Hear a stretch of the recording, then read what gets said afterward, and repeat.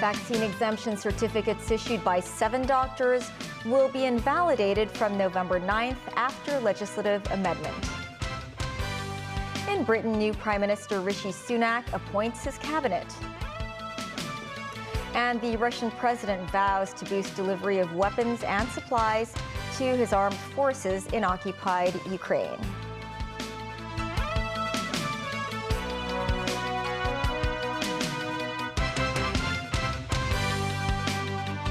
Hello and welcome to TVB News. Secretary for Health Lo Chung-mau today declared that the COVID-19 vaccine medical exemption certificates issued by 7 doctors will be invalidated from November 9th. That's after the government amended disease control laws to empower the health chief to do so. Sharon Tang has more. It's not whether the government win or someone else win. We have to make sure that it's all the citizens of Hong Kong win in this battle against COVID. Earlier, the government lost a legal battle to a Changchao resident. The court ruled that Secretary for Health Lo Chung-mau has no right to invalidate some 20,000 exemption certificates issued by 7 doctors. So, the government decided to amend laws empowering the health chief to declare the invalidation of individual exemption certificates. Today, Lo has once again declared that all such certificates issued by the 7 doctors will be void from November 9th. Any exemption certificates issued after the declaration will not meet the vaccine pass requirement as well. Authorities noted it has already considered all kinds of factors, including having reasonable grounds to suspect that the doctors in question had issued the certificates without conducting clinical assessments. Lawmaker Edward Leung said, according to his knowledge, a few hundred of these holders of exemption certificates have obtained new certificates from government clinics. Meanwhile, another lawmaker, Tik Chi-yun, slammed the government for failing to plan the legal framework thoroughly beforehand, ending up sacrificing its own authority. In a written reply to questions raised by lawmakers, authorities say the cases of these 7 doctors have been referred to the Medical Council. So far, 39 people have been arrested, including 2 doctors, 7 staff members and 26 patients, as police investigate the cases. Sharon Tang, TVB News. Mandatory Provident Fund Scheme returns are continuing to be in the red in 2022. The latest data shows an average loss of nearly $60,000 per worker in these schemes. This year's MPF performance has been the second worst in the fund's history so far. Jackie Lin tells us more. The pandemic, the war in Ukraine, and the U.S. Federal Reserve's rate hike, a triple whammy that has rocked financial markets globally. Also feeling the pinch is the city's nest egg, the Mandatory Provident Fund. According to MPF consultancy firm GUM, 3 main asset classes under the pension funds all reported losses this year. Even the more conservative portfolio shrank 6.1% in 2022 year-to-date. The average loss per MPF member is around $60,000. Among the higher-risk options, the Greater China Equity Fund was hit the hardest, logging a loss of more than 37%. That's followed by the Hong Kong Active and European Equity Funds. They both plunged at least 30%. The default investment strategy also suffered double-digit percentage losses. Overall, the performance was the second worst since the MPF scheme was launched 22 years ago, faring only better than 2008 when the financial tsunami hit. Still, GUM says market routes usually end within 2 years. It says MPF members can maintain their current portfolio, while those who are about to retire can keep the money in the fund and wait for the market to recover before selling the high-risk funds. According to the firm, 85% of MPFs have recorded positive returns over the past 10 years. In response, the MPF scheme's authority says it is inevitable there will be economic cycles and MPF members should not be overly concerned. Advising against attempts to time the market, it reiterated the so-called MPF investment loss is only a paper loss before withdrawals were made. Jackie Lin, TVB News. Overseas, Britain's new Prime Minister Rishi Sunak has appointed his cabinet, calling on ministers from across the Conservative Party, including those who had served under both Boris Johnson and Liz Truss.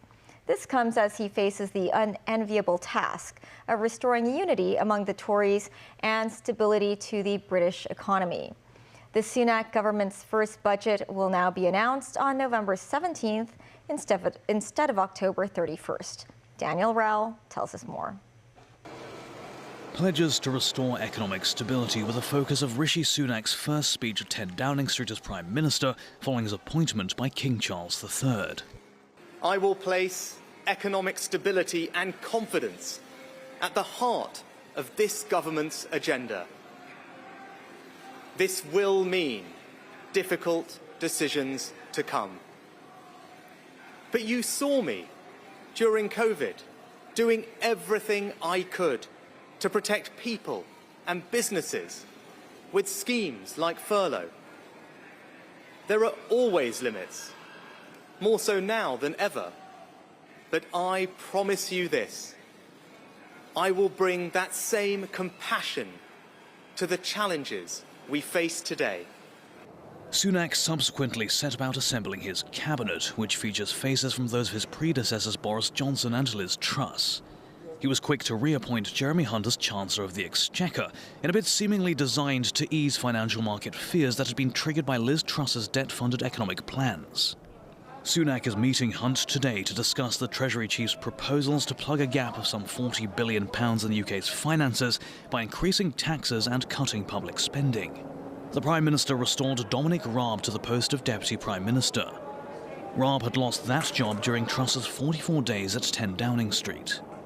Outgoing Deputy Prime Minister Therese Coffey has been given the role of Environment Secretary.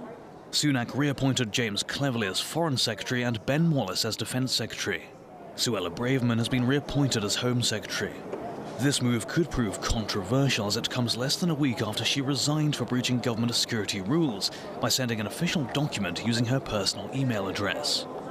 Braverman is expected to continue the Tories' hardline stance on immigration, which includes plans to deport some people making illegal crossings to the UK from France to Rwanda. She replaced Grant Shapps, who held the post for less than a week. Shapps has now been appointed Business Minister, taking over from Jacob Rees-Mogg. Penny Mordaunt, who ended her bid to win the leadership race against Sunak on Monday, has retained her position as Leader of the House of Commons, who is responsible for organising the government's business in the lower house of Parliament. Johnson-era stalwart Michael Gove has become the country's levelling-up minister once again, having held the post between September 2021 and July 2022.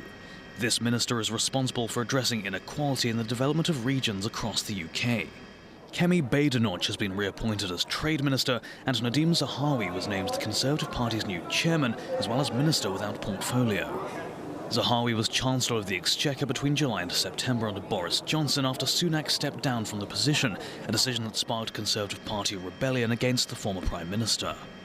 Daniel Rao, TVB News.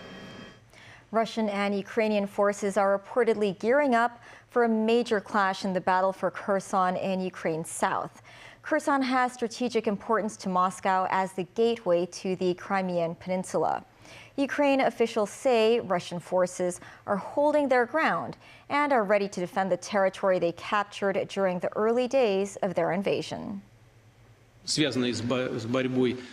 is Vladimir Putin taking matters into his own hands. Frustrated by a series of defeats in Ukraine and lack of equipment and morale for his troops, the Russian president has formed a coordination council to boost delivery of weapons and supplies to his armed forces. Speaking via video link, Putin emphasized the need to focus on the real situations, on real needs. This as reports come in from the front lines that reservists are without basic supplies and soldiers are using old or unreliable equipment and weapons. The Kherson region in the south that Moscow claims to have annexed is where one of these real situations are unfolding. Local officials have asked residents to flee the area as Ukrainian forces prepare for an expected offensive. The Russian Defense Ministry said its forces had already repelled Ukrainian attacks in Kherson and the eastern Luhansk region, while Ukraine officials say there is no sign that Russian troops are ready to abandon Kherson, a key supply route and link to the Crimean Peninsula, and they are digging in for the heaviest of battles. The United States, meanwhile, said it welcomed an invitation by Ukraine to the UN's nuclear watchdog to investigate Russian claims that Kiev was preparing to use a radioactive dirty bomb.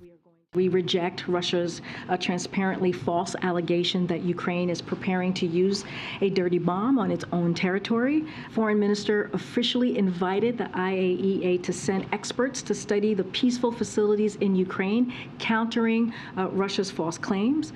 The IAEA has agreed to do so. The world will see through any Russian attempt to use this allegation as pretext or for escalation. In Kiev, German President Frank-Walter Steinmeier held a press conference with Ukraine President Volodymyr Zelensky, promising more weapons for its ally. Having had to spend part of his time in a bomb shelter because of air raid sirens in Kiev, Steinmeier said Germany would provide more air defense systems and howitzer cannons in the next few days. Nazvi Karim, TVB News.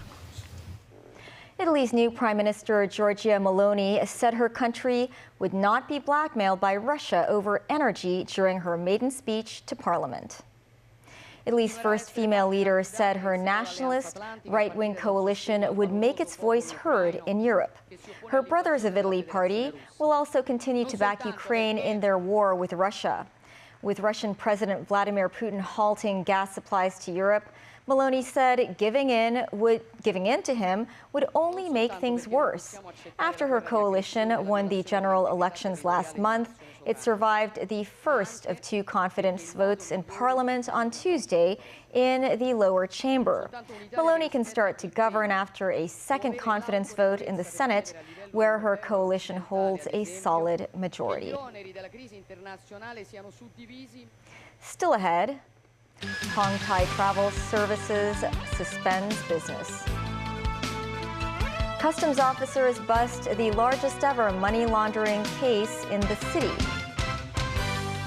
And efforts to restore coral health in Hong Kong waters.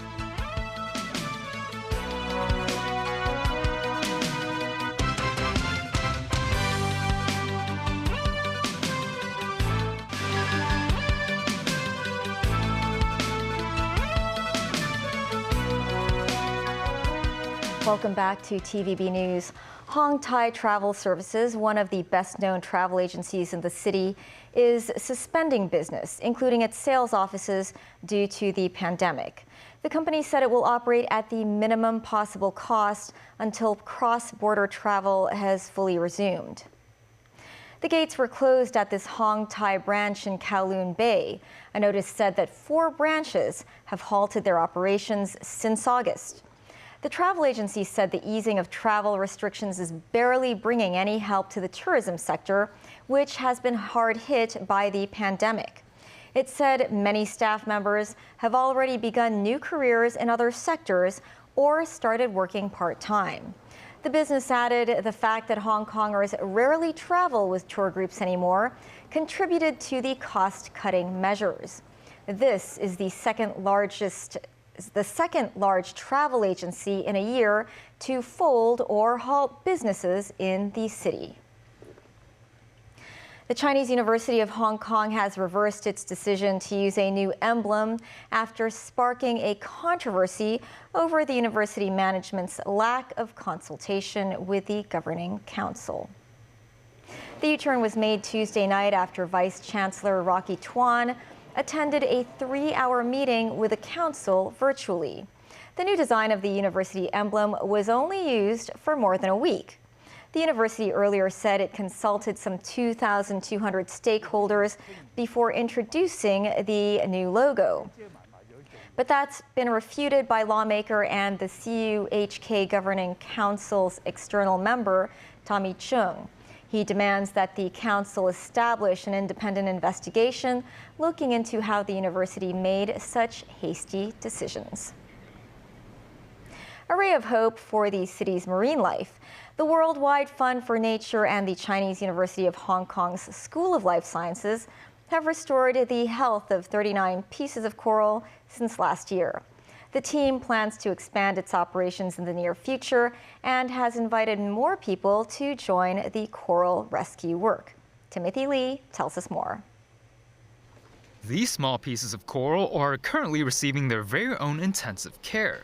Originating from the various coasts of Hong Kong, they all broke off larger clusters of coral due to the damage they sustained. The Worldwide Fund for Nature, or the WWF, noted the sensitivity of coral to the environment. As climate change brought about a rise in seawater temperature, researchers discovered that there had been a large-scale bleaching of coral in the city's waters. An estimated 30% of coral in Qutray Country Park alone suffered from bleaching. It is suspected that the bleaching was caused by a combination of global warming and human activities. While the effects aren't immediately fatal, bleached corals are more susceptible to mortality. Why would we encourage to have a larger area of protected or marine protected area in Hong Kong? It's based on the fact that we know that under stress, corals might die or they may not recover after severe stress. For example, elevated seawater temperature, they bleach. But what we know is that if we improve our local water quality, we can pull out or reduce the amount of stress that they experience. They will have higher chance to recover themselves. The WWF announced that in the 3 months since the start of the coral restoration work in July, 39 out of 40 pieces of the retrieved coral were saved, with survival rates reaching 98%. The team wishes that more people in the city would join the effort to save Hong Kong's coral. They also urged the government to catch up with international marine protection standards and turn 30% of Hong Kong waters into marine protected areas by 2030. Timothy Lee, TVB News. Customs officers have detected the city's largest ever money laundering case. 2 suspects were arrested for withdrawing large quantities of precious metals from a local security logistics company as part of their money laundering activities. Authorities found that the 2 men, aged 48 and 30, had company bank accounts disproportionate to their current financial and career situations. Customs officers suspect the duo used their company bank accounts to deal with large quantities of money of up to $2.9 billion. The 48-year-old man was found to have instructed a precious metal company to deposit around $600 million from selling precious metals directly into third-party accounts. Customs noted that the investigation is ongoing and did not rule out further arrests. Overseas, a Russian court has rejected an appeal by U.S. basketball player Brittany Griner against her 9-year prison sentence for drug possession. Phoenix Mercury's Griner, a 2-time Olympic gold medalist, was convicted on August 4th after police said they found vape canisters containing cannabis oil in her luggage at Moscow's airport. The court said 32-year-old Griner's prison time will be recalculated, taking into account her pre-trial detention. That would reduce her sentence slightly to around 8 years. U.S. President Joe Biden said his administration would continue to work for her release. We're in constant contact with Russian authorities to get Brittany and others out. And so far, we've not been meeting with much positive response. But we're not stopping. It is honestly tragic that Ms. Griner had to spend her birthday last week in a Russian prison rather than at home with her family and on the basketball court with her teammates. Nothing in the previous sentence, nothing in the result of today's appeal changes the fact that the United States government considers Ms. Griner to be wrongfully detained. That's the news. Thanks for watching. Bye for now.